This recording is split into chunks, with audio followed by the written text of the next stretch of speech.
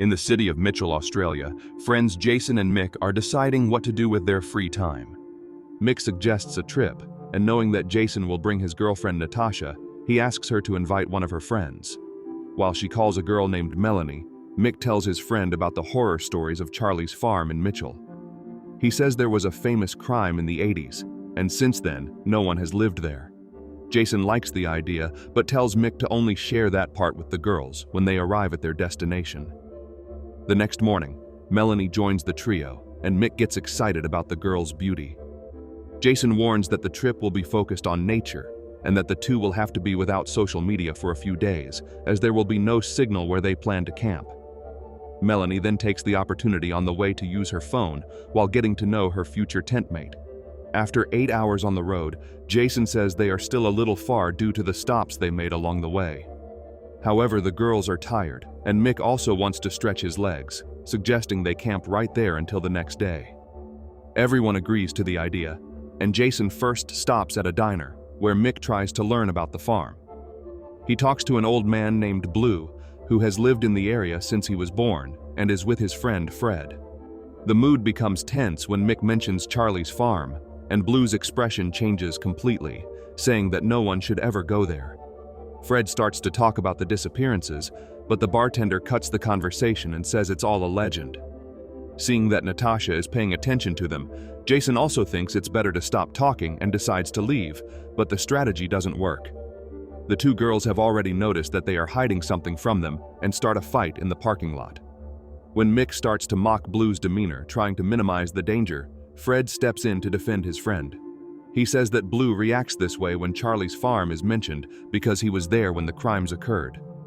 This only makes Mick more excited about the visit, but it has the opposite effect on Natasha, who hadn't even known about any crime until now. Fred advises her to leave, as her boyfriend is taking her to a very bad place. It's then that Mick starts to cruelly mock his warnings, and Fred loses his patience. Other diners in the cafe seem a bit shocked when he decides to give the youngsters what they want and explains the way to the farm. Wanting to avoid a fight, the girls insist on leaving, and Mick gets in the car. The group camps a few kilometers ahead for the night, and everyone pressures Mick to tell them everything he knows. He says that the couple John and Meredith Wilson lived on the farm with their son Charlie. John was a serial killer who attacked young travelers and consumed part of his victims. His wife was also involved in the crimes, and the hostages suffered for several days, being mistreated even in front of the boy. Until one day, the residents of Mitchell got tired of the savagery and banded together to confront the Wilsons. John died in that confrontation, but Meredith fled with Charlie, and neither was ever seen again. Melanie doesn't really believe this story and asks why the neighbors didn't call the police instead of surrounding the farm, but Mick can't explain that part. He says that not even the bodies were found, and part of the legend is that they became food for wild boars, a type of pig that is even larger than a wild boar. No one knows what happened to Charlie and his mother, but Mick thinks Blue might know more than he wanted to reveal since, according to Fred, he was one of the residents who was there that night. Natasha says she has a bad feeling about this macabre visit and doesn't understand the fun in going to such a place, but her friend sides with the boys. Melanie thinks it could be fun and promises her friend that they will leave if she feels bad there. She also changes her mind about sharing the tent with Mick now that she knows more about his personality and his somewhat gross habits. The next day, Natasha still seems uneasy and remembers what Fred said about the recent disappearances. Jason says that many people go missing in the Australian bush, and it's all nonsense. Back on the road, he asks Mick to repeat the directions and discovers that he only remembers half of them. So Jason asks his girlfriend to call a friend of his named Tony Stewart. Mick is shocked to hear that name, as Tony is a famous boxing champion. Since the signal is already very poor out there, Jason parks to talk to Tony better while the others wait in the car. He explains how to get to the infamous farm, but warns that a lot of people really disappear there and recommends the youngsters be very careful. Following his instructions, the group arrives at the farm's gates shortly after, and Mick gets excited to see the name Wilson, confirming at least part of the story about that place. However, Jason discovers that the gate is locked and becomes very irritated about it. Natasha suggests they look for another entrance, but Tony had said that the farm is immense, and this could take a long time.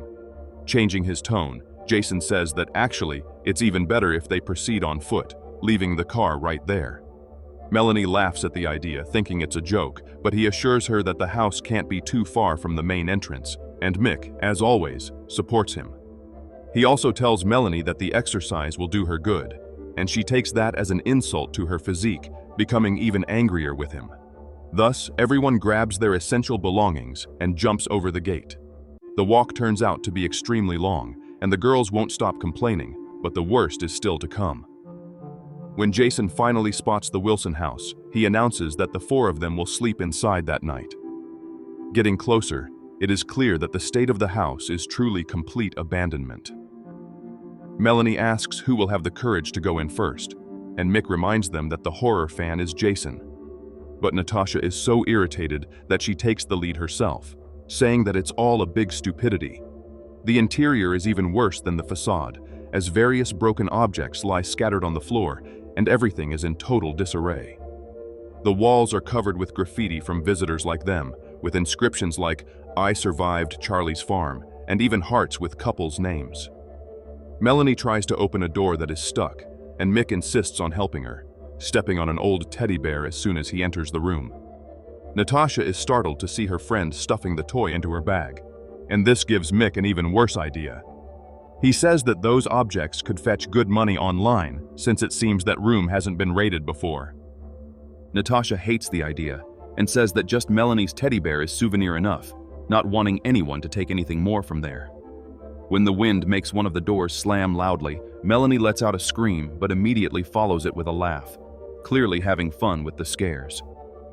Natasha finally agrees to spend the night in the house, but insists that everyone sleeps in the same place, and even Melanie agrees with that.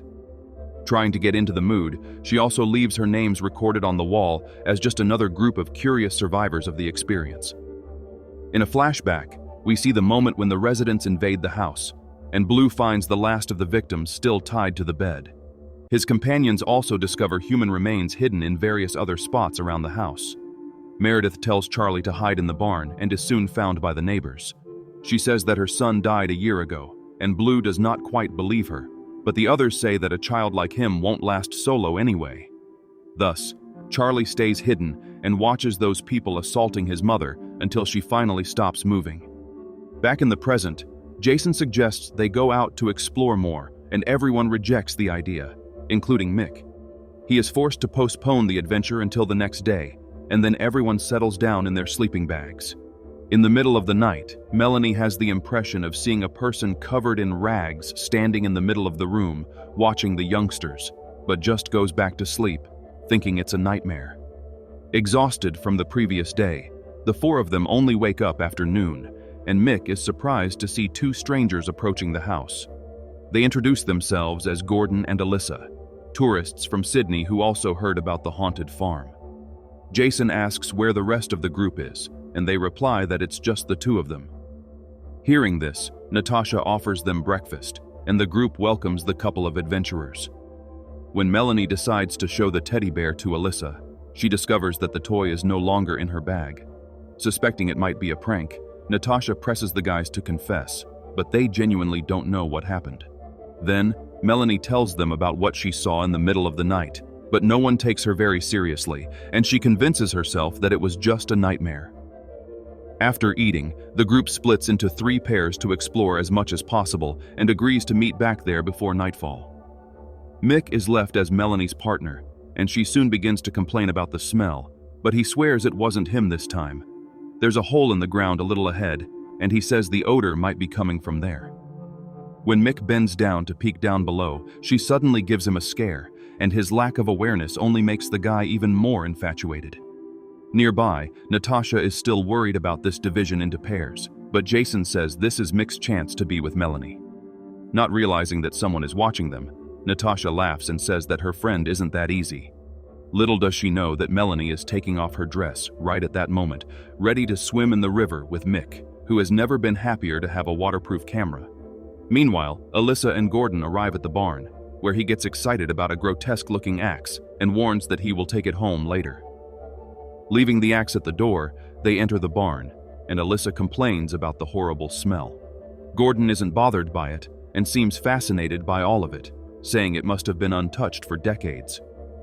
However, Alyssa shows him a bed that looks like it has been used recently. He disagrees with her and repeats that there is nothing to fear, but agrees to call the others before continuing to rummage through those things. The axe strikes his chest as soon as he reaches the door, and Alyssa starts screaming when she sees a huge man attacking her boyfriend. Panicking, she slams the barn door and bolts it, running to hide. The man easily breaks down the door and begins to hunt for the intruder, overturning everything and roaring in rage. A noise catches his attention, but it ends up being a false alarm, making him even angrier. After searching for a few more minutes, he hears a faint cry and smiles, knowing he has found what he was looking for. Alyssa is hidden behind some stacked barrels, and the man grabs her by the hair, smashing her head against the tractor tire to silence her screams. He lays her down on the ground and arranges her arms as if he wants to make her comfortable, but then pushes the vehicle forward with a cruel roar and is disappointed to see that she is still groaning. Climbing on the wheel, he uses all his weight to push the tire down until he hears the sound of a crushed skull and celebrates victory with a laugh. On the other side of the farm, Natasha and Jason find another barn, and she says she won't go in there no way. Laughing at her fear, Jason asks her to at least give him 5 minutes inside and swears they will leave afterward. Meanwhile, Tony Stewart is at home with his wife Nance and can't stop thinking about his young friends, afraid they may have done something stupid. He says he is trying to talk to them all day, and Nance replies that there probably isn't any signal in the area of the farm. However, Tony says that this means they are still there, since he made it clear that it is a dangerous place and they shouldn't stay long. To make matters worse, he says he spoke with Natasha's brother, who seems to hate Jason and thinks the guy only gets into trouble. Nance replies that he himself has gotten into all kinds of messes and gets angry when he says he's going to take a trip to the farm to check if the boys are okay. She says they are all grown up and should know what they are doing, but Tony can't settle down without checking. At the river, Mick and Melanie are much closer than before, and she laughs upon seeing his swimsuit floating on the surface. The fun ends when the maniac from the barn appears at the top of the hill, watching the two with a threatening air. He starts to wave mockingly, and Mick gets so irritated by the intrusion that he decides to go confront him, even without his swimsuit. Melanie tiptoes out of the water and begins to put on her dress while whispering to Mick, asking him not to get too close. Always more confident than he should be, Mick stops right in front of the maniac and insults him, telling Melanie that he seems to have some mental problem. The man thrusts the knife down at just the right spot, separating Mick from his greatest pride in life. Not satisfied with this, he picks up the organ from the ground and pushes it into Mick's mouth. Upon seeing him collapse lifelessly, Melanie runs away, and the maniac seems thrilled with the hunt. His yellowed eyes confirm his identity, and we see that this is indeed Charlie, who has lived hidden in the barn all these years.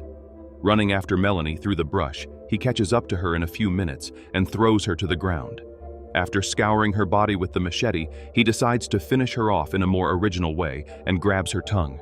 With a violent pull, he tears the whole bottom half of her face off and leaves her in the bushes, satisfied. In the other barn, Natasha is losing her patience, as much more than 5 minutes have passed, and Jason still hasn't come out. She starts calling for him, very angry, but he doesn't reply. Tony arrives at the main house and calls his name when she decides to enter the barn. Walking in the dark, she pleads for her boyfriend to respond and begins to cry until Jason finally appears, signaling for her to be quiet. He pulls her down under a table and explains that the two are not alone, but Natasha thinks it's yet another of his lame pranks and starts yelling at him. Charlie, who is really there with them, hears the argument and approaches with heavy steps, while Jason desperately squeezes Natasha's mouth. She hears the animalistic grunts until she also sees him, finally understanding that the threat is real. When Charlie moves away, the two emerge from their hiding place to try to escape, but can't open the door and end up huddling in a dark corner. It's then that Tony arrives and comes face to face with Charlie. But as it's too dark in there, he thinks it's Jason and starts talking to him. The machete comes at him with such force that it pierces the wall and nearly hits Natasha on the other side. Tony quickly realizes this isn't Jason, but doesn't back down, and Charlie himself seems excited by the prospect of a fight. Tony lands several blows to his head, but nearly crumbles each time Charlie retaliates. After a brief advantage, in which Tony repeatedly strikes him in the back, the maniac grabs his face and pushes his right eye toward a protruding nail. However, Tony manages to resist the force of the other and even frees one hand to punch him. The fight continues as the young couple crawls toward the exit quietly. Jason says they need to help their friend and attacks Charlie from behind just as he is about to slit Tony's throat. Natasha can hardly believe it when she sees the boxer fall to the ground, lifeless, and right afterward, Jason also meets his end. He only has time to tell her to run before Charlie slits his throat with the machete. After a moment in shock, she runs out of the barn, and Charlie immediately chases after her. He pursues her down a long corridor until they reach the farm gate, and Natasha manages to get into the car before he catches up to her. Roaring with rage, he jumps on the hood and smashes the windshield with his foot. Natasha wakes up tied up and inside a wooden cage, in a place where the smell is unbearable. With a great effort, she manages to loosen the ropes and breaks the side slats, soon discovering where the smell comes from. That place is filled with bodies at various stages of decomposition, and among the various belongings of all those missing people.